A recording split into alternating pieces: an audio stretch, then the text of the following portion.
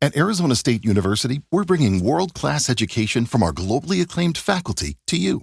Ranked #1 in innovation for 10 consecutive years and #2 among public universities for employability, ASU isn't just ahead of the curve, it's creating new paths to success. Earn your degree from the nation's most innovative university. Online, that's a degree better. Explore more than 300 undergraduate, graduate, and certificate programs at asuonline.asu.edu. No lo sabes, realmente no puedes saber cómo hablarles de forma interesante. Son tantos podcasts que después de años y años y temporadas, hasta superar, no sé, las 1000 visitas por episodio. Bienvenido a Comunicar más que hablar. Soy Jesús Pérez Santiago y este es el podcast de los que quieren crear su propia audiencia. Denzel es productor de contenidos, Rubén es creador de contenidos. Bueno, Denzel aparte también es creador de contenidos propios, ¿no? Entonces vamos a enfrentar esas dos versiones. Es decir, ¿qué tiene de diferente, qué tiene de común el hecho de que alguien cree contenidos o alguien produzca contenidos para otros? Entonces quiero conocer un poco su visión, quiero conocer también otra visión que me parece súper interesante, que es el tema de viralizar o no. Ahí veo dos enfoques de contenido, ¿no? Tú te centras más en influencers que quieren llegar a contenido masivo, ¿no? Hooks muy bien creados, y en cambio Rubén se centra más en la parte de negocio, ¿no? Entonces, ¿viralizar sí o no?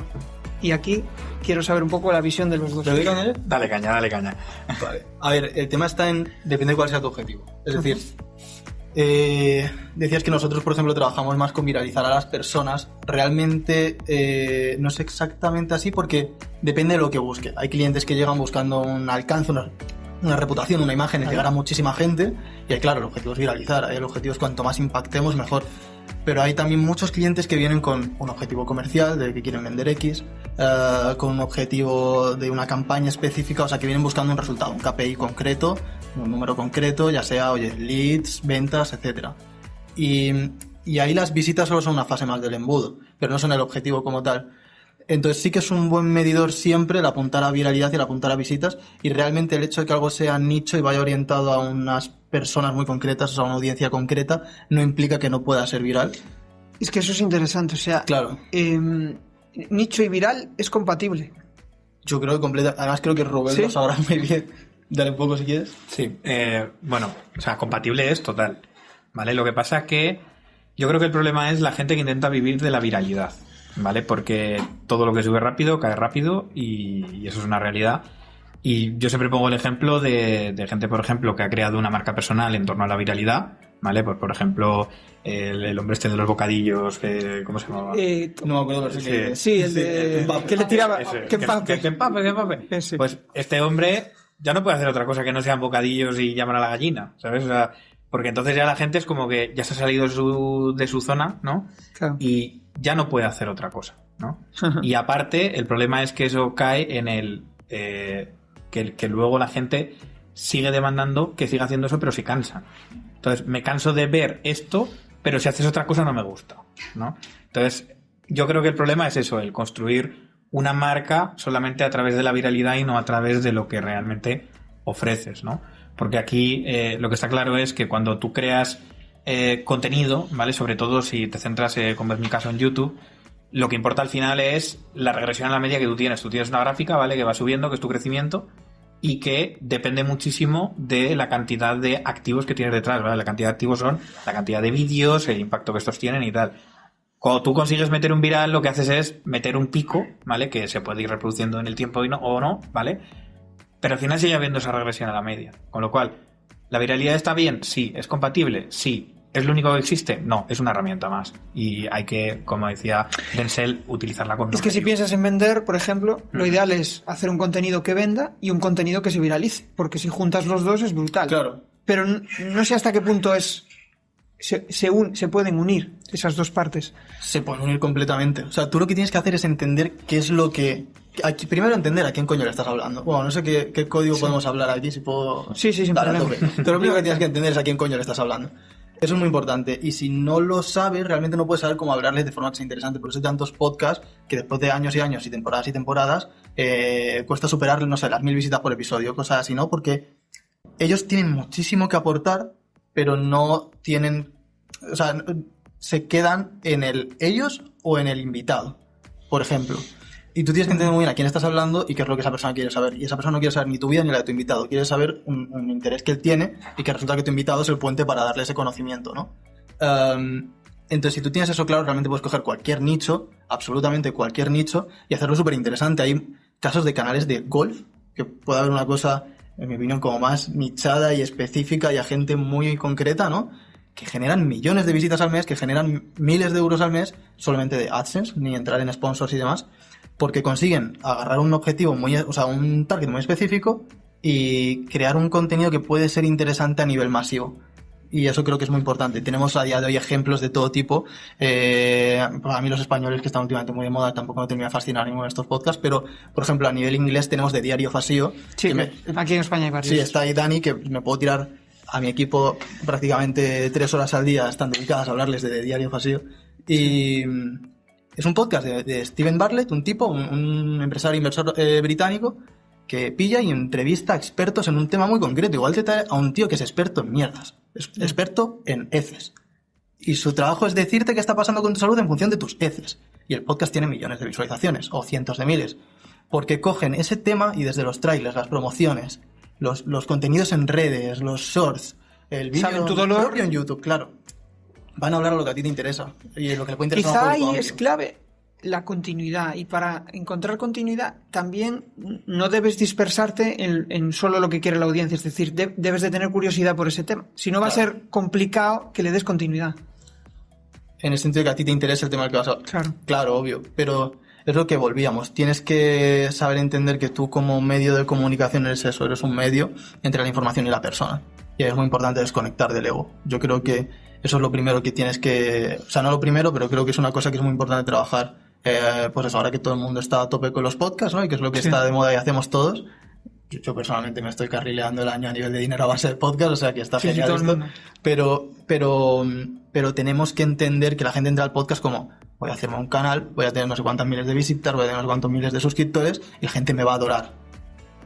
Tú estás fuera, tú eres el menos importante en un podcast. Ahí es donde entra lo de, sí, te tiene que interesar. Tú eres el que conecta la idea con lo que ellos necesitan. Claro, Sí. eso es. No sé, Rubén. Dale, Rubén, que tú ahí Es seguro que puedes hacer. estoy totalmente de acuerdo, o sea, es que es así. Al final tú eres el último mono dentro de esto, tú eres la marca y es lo que luego, o sea, la gente entra porque hablas de ellos, no de ti. Ahora, otra cosa es que luego al cabo del tiempo te quieran a ti, ¿vale? Porque, como decías antes, ¿no? Que al final te compran a ti, no a la agencia. Pues esto es lo mismo. Al final te das cuenta de que cuando tú vendes productos, al final la gente no compra productos, te compra a ti. Y eso es muy importante. Yo tengo clientes que me escriben y me dicen: saca la formación que te dé la gana, que te la voy a comprar. Y es así, o sea, la gente te acaba comprando a ti, pero te acaba comprando a ti porque primero les has hablado de ellos. Y eso es lo más importante. O sea, tú tienes que entender muy bien el mensaje que les tienes que dar. Y vamos, cuando yo hablo, por ejemplo, de que yo creo contenido con intención de vender, al final lo que estoy intentando entender es eso, básicamente, cuál es el dolor de mi cliente, qué es lo que busca, qué es lo que necesita, y a través de ello yo le ofrezco lo que creo que es lo que puede necesitar para que yo les pueda solucionar o ayudar a través de su dolor. O sea, que decir, y porque al final el dolor es lo más, es el motivante más grande que existe, ¿no? Hay un experimento muy chulo que se hizo con ratas, bueno, muy chulo, muy cruel, según se mire, ¿no? Que lo que hacían era colocarle una pesita en la cola de la rata y lo que hacían era medir la motivación que tenía la rata para hacer algo, ¿no? Cuando le ponían por distintas cosas delante. Y si tú le preguntas a cualquier persona, normalmente te va a decir que cuando más tiraban las ratas era cuando les ponían un trozo de queso o una ratonancela, ¿no? Pues no, es cuando cambiaban la ratonancelo y el trozo de queso por un gato, ¿vale? Cuando te estaba más motivado a tirar de eso porque si no se moría, ¿no? Y es lo que comentabais antes, ¿no? Que al final, cuando tú tocas fondo es cuando realmente te das cuenta de que existe un motivante tan fuerte que es que hay algo que te duele más que quedarte donde estás. Entonces, como te duele menos moverte que quedarte en el sitio, te mueves. Pues ese es el trabajo de creador de contenido. Es el entender cómo yo puedo hacerte ver que ese miedo que tú tienes ahí y ese dolor está ahí sin hundirte la vida, ¿vale? Y con esto de, oye, hay una posibilidad de que salgas de ahí.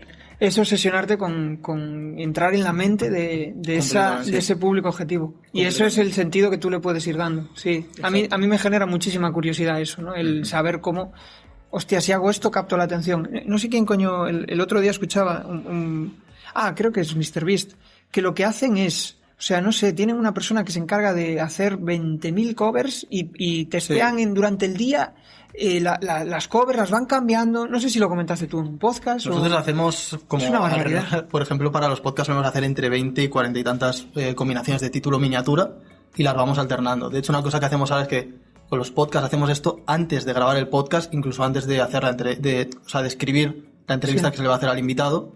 Hay una persona en el equipo que investiga sobre él, hace un documento, un briefing sobre el invitado, ¿no? Y en base a esto creamos diferentes imágenes promocionales con la cara del invitado y un texto de lo que se va a hablar. Por ejemplo, pues fuéramos a traer a Rubén, ¿no? Experto en productividad, experto en Notion, experto en lo que fuera.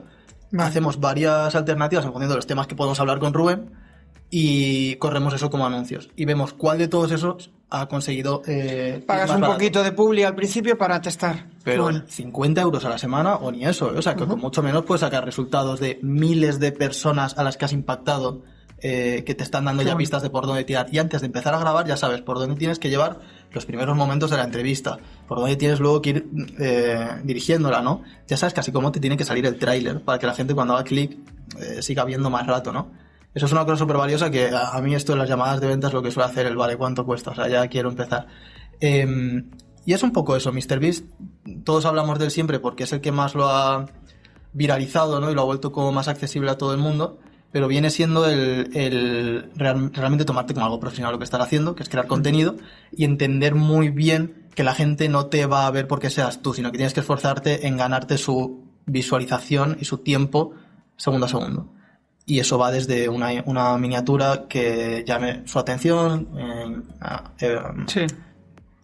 hable de un interés suyo, ¿no? De algo que a ellos les interese, les dé un motivo de curiosidad para entrar al vídeo, eso se corresponde a los primeros segundos del vídeo, se vayan abriendo loops de curiosidad, o sea, como preguntas abiertas, por decirlo de algún modo, durante el vídeo, que se van cerrando poco a poco.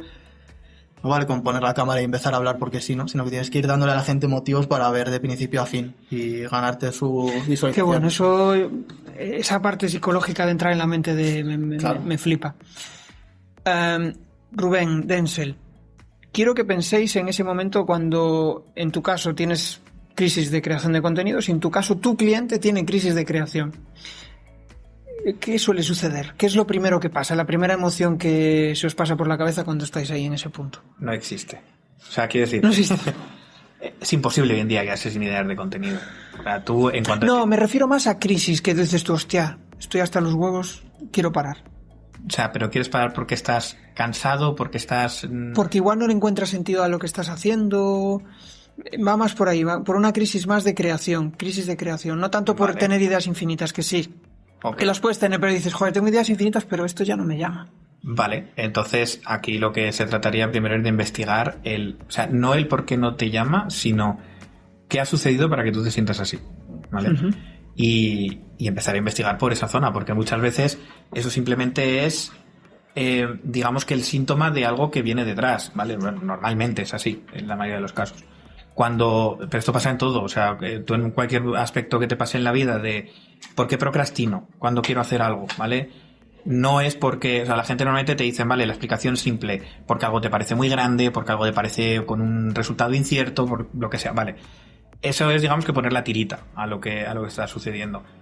Pero es que resulta que a lo mejor tú lo que tienes que entender es que hace que tú llegues a esa situación. Por ejemplo, yo una cosa que me gusta preguntarme mucho, ¿vale? Es utilizar el diario. Sí. Haciéndome dos preguntas muy sencillas, ¿vale? Que es, lo primero, ¿qué es lo que no quiero hacer? ¿Vale? En vez de lo que quiero hacer, sino qué es lo que no quiero hacer. Por ejemplo, no quiero abrir el WhatsApp mientras estoy trabajando, ¿vale? Y entonces lo que me pregunto al final del día es, ¿he hecho algo de lo que no quería hacer? Vale, si es que sí, pues digo sí. ¿Y por qué? O sea, ¿qué ha sido lo que ha causado que eso haya pasado y cómo me he sentido? ¿Vale? Uh-huh. Entonces son preguntas que se contestan en 2 minutos, que el primer día no te van a decir nada, que cuando llevas 3 semanas no te van a decir nada, pero cuando llevas 3 meses de repente descubres que es que tú abres el WhatsApp en el trabajo cuando tu vecino Pepe te ha venido a decir, perdona, ¿tienes un segundito? Sí. ¿Sabes? Entonces, igual el problema no es que procrastinas, es que tu vecino Pepe no tiene que ser tu vecino Pepe. Y cuando te van a decir, tienes un minutito, decirle, no, lo siento, pero no. Entonces, encontrar esos... O sea, es como hacer un autoanálisis de esos momentos que te provocan... Es encontrar el desencadenante que ha provocado que yo me sienta así. Vale, pues es que a lo mejor llevo 7 años hablando de lo mismo y me canso y me apetece cambiar porque ahora mis intereses son otros, porque mi mente ha evolucionado y estoy, vale, pues vamos a trabajar sobre eso, ¿vale? O no, a lo mejor simplemente lo que te pasa es que te has encontrado con que estás recibiendo mucho odio en las redes en este momento y no sabes gestionarlo. Y no es que te haya dejado de apasionar lo que haces, es que simplemente pues no sabes gestionar ese odio. O simplemente pues el hecho de que tú eres una mente cambiante y estás haciendo cosas distintas y te apetece, o sea, has acabado tu momento de motivación sobre eso y te apetece hacer otra cosa. O sea, pero tienes que entender qué es lo que te pasa. Claro. No simplemente decir, no, tengo una crisis de creación, nada. Tiene que haber, siempre hay algo detrás, no es solo el contenido. Eso es. Y en tu caso, cuando lo percibes de tu cliente, bueno, se acaba ya el cliente, ¿no? Pero o no, quién sabe, igual Depende mucho, le das sí. la vuelta tú, ¿no? También hay que entender, bueno, es que en nuestro caso muchos clientes es su canal de marketing, entonces no es tanto que les apetezca o no, es que les toca. Vale. Entonces también creo que hay que entender eso, que tú como creador de contenido lo veníamos viendo como un hobby, pero tú como creador de contenido, o sea, a día de hoy no estás jugando. Estamos, como decía Juanma antes, o sea, el día que no te apetece pues lo dejas en la puerta y te toca igual. Entonces, que yo entiendo que la gracia, ¿no?, de esto es como, no, pues esto de ser tu propio jefe, ser libre, tal, pero coño, estás trabajando, entonces tienes que trabajar, en plan, ha llegado la hora, pues te pones, si no tienes una idea, pues le das unas vueltas, adapta la idea de otro y le echas un poco de cara, te preparas el guión, enciendes la cámara, hablas, lo editas y lo publicas y un día más y mañana igual tienes más ganas.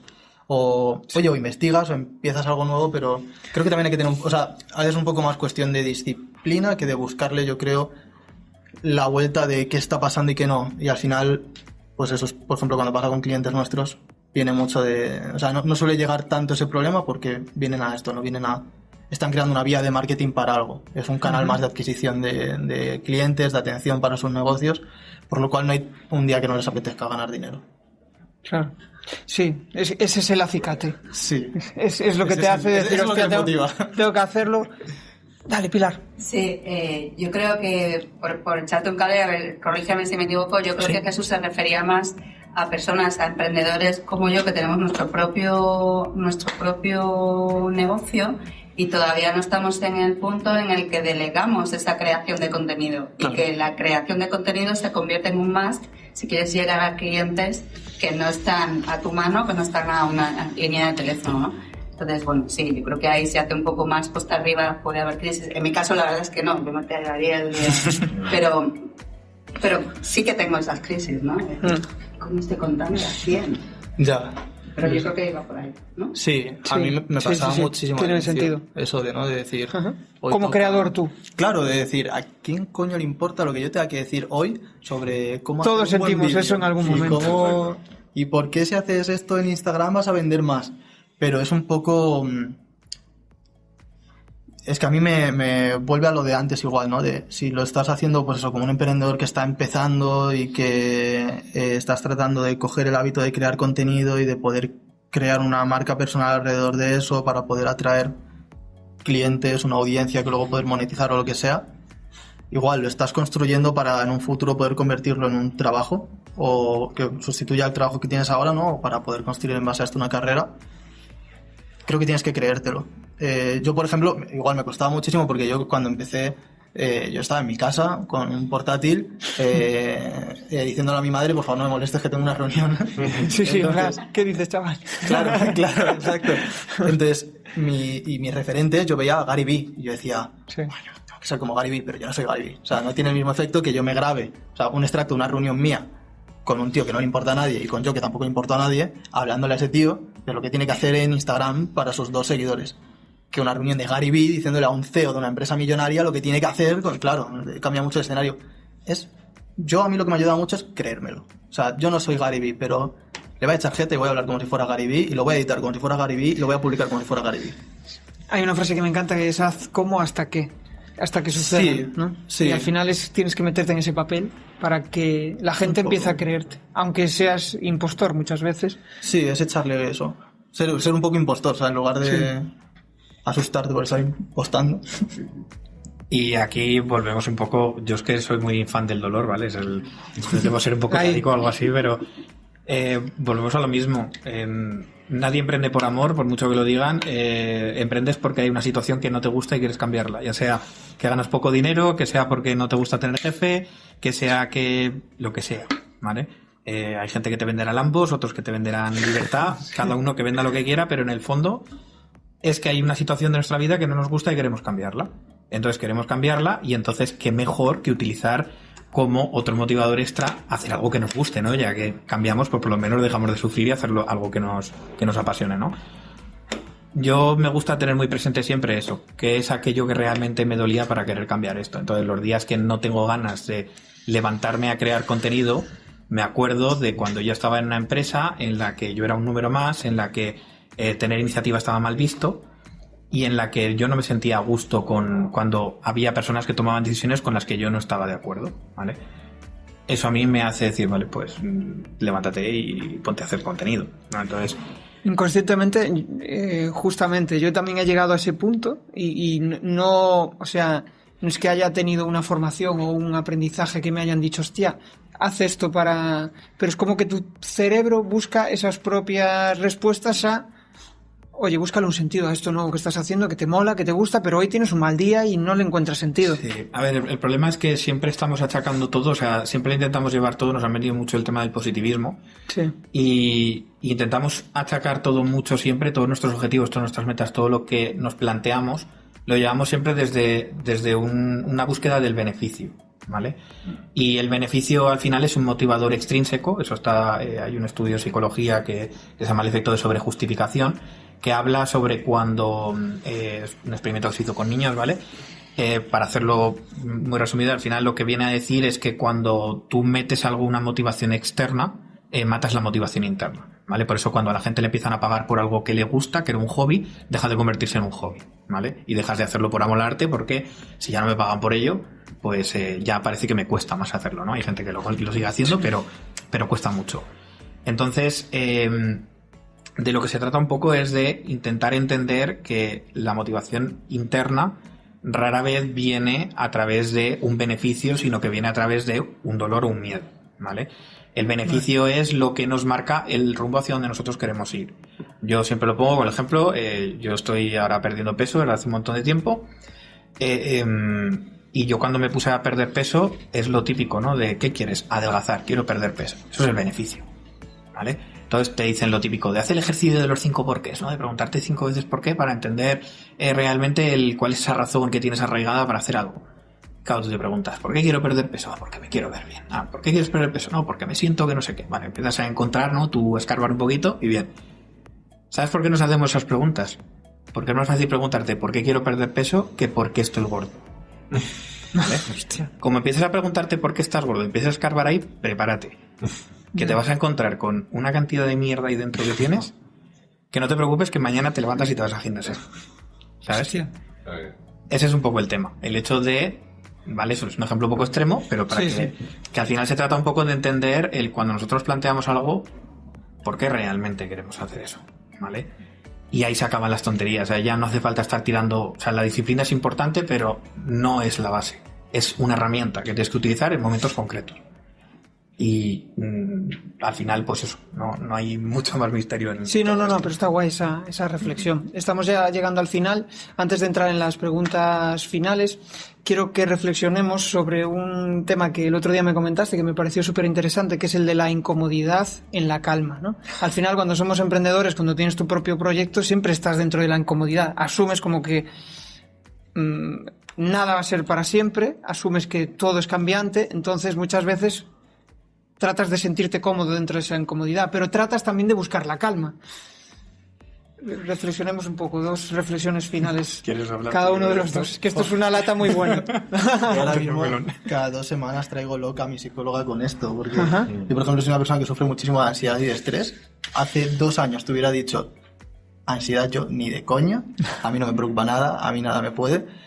A día de hoy es muy fácil que un simple WhatsApp me deje temblando 15 minutos. Entonces es un poco la situación de todos los días perseguir esa calma, y el día que llega la calma, por ejemplo, hoy ha sido un día bastante tranquilo, la verdad. Y estábamos comiendo antes y yo estaba pensando, ¿qué coño he hecho hoy? O sea, hoy de qué coño he servido exactamente si no he hecho nada. En plan, he hecho cosas, o sea, he avanzado proyectos de clientes, he hecho las tareas que tenía que hacer, pero siento, hostia, hoy no he cerrado un nuevo clientazo para la agencia, no he contratado a nadie, no he hecho un vídeo viral, o sea, ¿qué he hecho hoy exactamente? Es como ese... Me tiro el día buscando, o sea, me tiro el mes buscando días como hoy y llega el día como hoy y siento que no sirvo para nada si no estoy como en ese constante carga. Es como asumir que la normalidad es buena, ¿no? Que no pasa nada por que no suceda hoy algo fantástico, ¿no? Siempre estamos buscando ese... Tiene que haber algo fantástico que termine el día maravilloso. Yo creo que también somos un poco yonkis de ese extremismo todo el rato, porque es eso, o sea, te puedes tirar todo el mes diciendo necesito un día de calma, llega el día de calma y a los 15 minutos dices, hostia, qué aburrido, si me llama alguien con un problemita que necesito sentirme un poco útil hoy. Sí. Yo personalmente no tengo una respuesta buena porque lo llevo fatal, pero no sé, Rubén, si... No, pero es una buena reflexión, me ha molado. A ver, ¿por dónde empiezo? No, pero... al final es eso, todos buscamos, en el momento en el que emprendemos, llega el punto donde todos nos planteamos en plan, estoy trabajando mucho, tengo que reducir horas. Cuando acabas reduciendo horas, dices, voy a abrir mi segunda empresa. es así. Entonces... Buscas otra cosa. Nos gusta el barro, como dice Dense, somos unos yonkis, y al final está ahí. Yo, lo que a mí me ha acabado sirviendo, es, repito, a mí, en concreto, cada uno tiene que encontrar, eso es... encontrar algo que hacer, que hagas porque te apetece hacerlo y ya está. Y rellenar esos huecos con eso, ¿vale? Uh-huh. En mi caso ha sido un deporte que practico. Hay gente que le puede ser cualquier otra cosa, pasar tiempo con sus hijos, lo que sea. Pero es encontrar ese tipo de actividades que no tienen ningún tipo de recompensa, pero que realmente te apetecen hacer. Y las haces porque te apetecen. Y yo también lo que aprendí de eso es que te ayuda a reconectar con lo otro. Me explico. Muchas veces estoy viendo siempre podcasts, cómo funcionan, cómo utilizan el hook del inicio, cómo no sé qué, o escuchar reflexiones de otros emprendedores. Pero hay días que no me apetece nada escuchar eso. Escucho otra cosa y eso me hace que a la semana siguiente tenga otra curiosidad, otra, ¿no? El no hacer eso y hacer cosas que te distraigan o que simplemente escuchar música, por ejemplo. Sí. A ver, existen 4 modos que tenemos cerebrales importantes, ¿vale? Uno es el foco, que es simplemente tengo que estar aquí y ahora, enfocado en lo que estoy haciendo. Otro es el estado de divagación, que es cuando yo dejo a mi mente por ahí irse a pensar, que esa es la parte creativa que tenemos y las personas que somos dispersas nos funciona increíblemente bien. Nuestro problema es el foco. Luego está el estado, digamos que yo lo llamo en stand-by, ¿no? Que es el momento de desconexión, de yo desconecto, me voy a dormir, lo que sea, ¿vale? Estoy desconectado completamente, que es un estado de descanso. Pero existe un cuarto del que no se habla mucho, pero que es súper importante y hoy en día está muy presente, que es, digamos, ¿cómo llamarlo? Es un estado en el que nosotros estamos con un foco puesto de una forma inatenta, ¿vale? Que es, por ejemplo, cuando vemos redes sociales. Nosotros estamos viendo redes sociales no con la intención, ¿vale? A no ser que la utilices con un fin, ¿vale? Pero cuando estamos viendo eso es el estado de distracción. Nosotros estamos distrayéndonos. Es una forma de descansar en la que estamos poniendo foco en algo de forma inactiva, ¿vale? Esto también es muy importante, que es lo que la gente comúnmente conoce como procrastinar, y hay que encontrar el balance entre estas 4. Si hay una que destaca sobre el resto, va a haber un desbalance y lo normal es que haya un problema, ¿vale? Si tú solamente estás enfocado en cosas y no te permite ser creativo, pues vas a tener problemas en ciertos aspectos de tu vida. Si no te permites descansar, vas a tener problemas en ciertos aspectos de tu vida. Y si no te permites distraerte, vas a tener problemas en ciertos aspectos de tu vida. Entonces tú tienes que encontrar tu equilibrio. No significa que todo tenga que ser por partes iguales, sino encontrar tu equilibrio. Y creo que la única búsqueda de equilibrio es cuando estás en desequilibrio.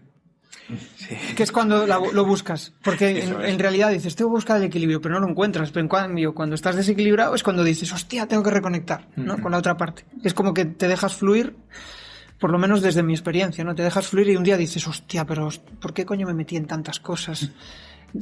Voy a parar un poco, ¿no? Y cuando paras es, vale, ahora dejo esto, pero a la semana siguiente, cuando ya estás más descansado, vuelves a meterte más, que era lo que tú decías, ¿no? Pero hay proyectos que pueden morir, ¿eh? No pasa nada. Sí. O sea, parece que le tenemos pánico al fracaso y no pasa nada. O sea, Yo creo que el momento más duro de un emprendedor es el momento de ver morir su empresa, y normalmente no es por ver morir tu empresa, sino por decir el resto de fracasado. Sí. Entonces, pues bueno, no pasa nada, al final es algo que todos tenemos que vivir, y igual que eso, tus inquietudes también cambian. Entonces, No, y que vivas eso y que sepas salir de ahí, ya sabes que, oye, si he sabido salir de aquí, pues lo más probable es que la siguiente ocasión pues también sepa salir de ahí, ¿no? Entonces es como tienes más resiliencia.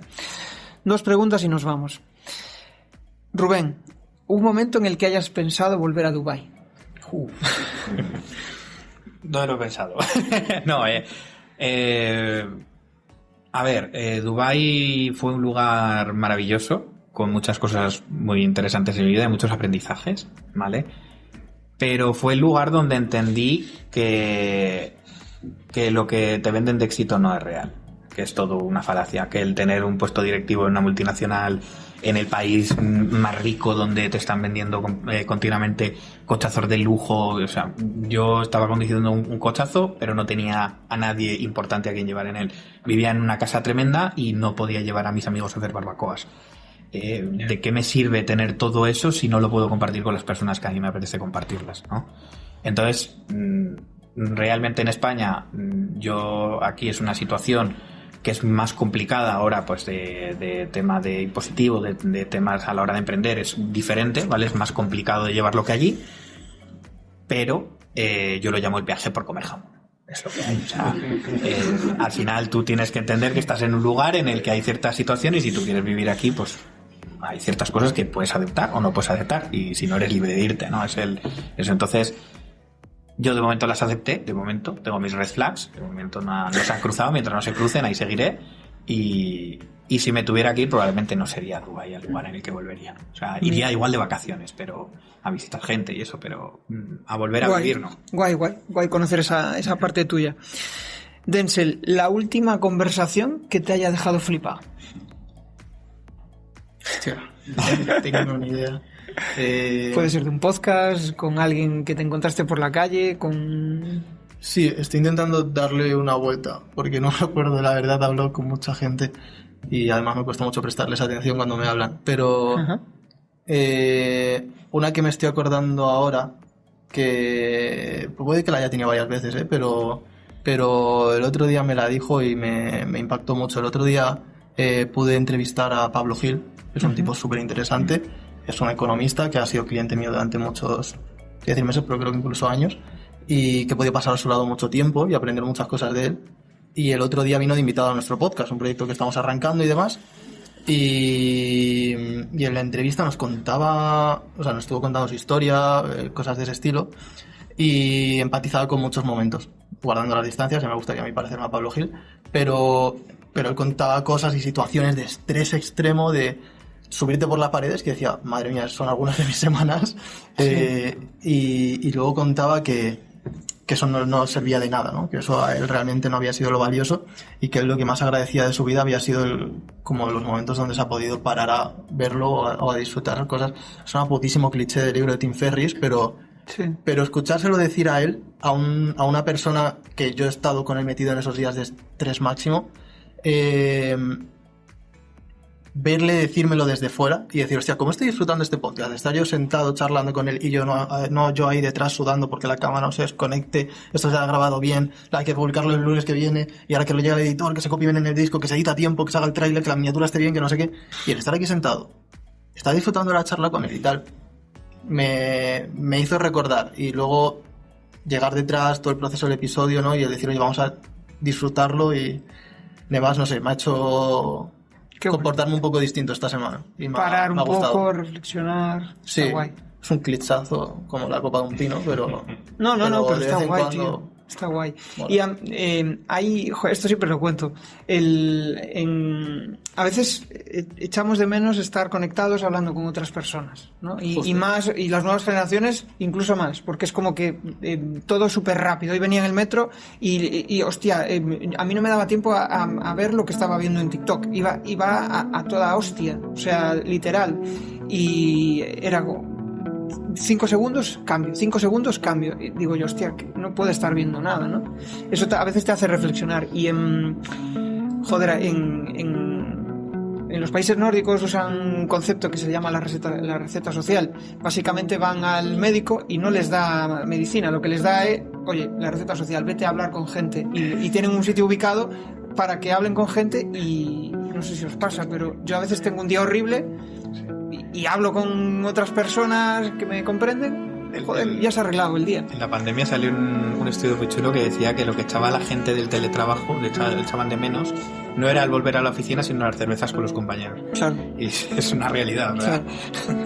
Claro. Y con esto nos vamos a despedir. No sé vosotros, yo me lo he pasado en grande. ¿Hay preguntas ahora? Sí. Si te ha molado este episodio del podcast, pues déjame un maravilloso like o un precioso comentario en tu plataforma habitual de podcasting. Si quieres dar más visibilidad a tu marca y llegar a nuevas audiencias a través de un podcast, te cuento cómo puedes crear tu propia estrategia de comunicación en jesusperezsantiago.com.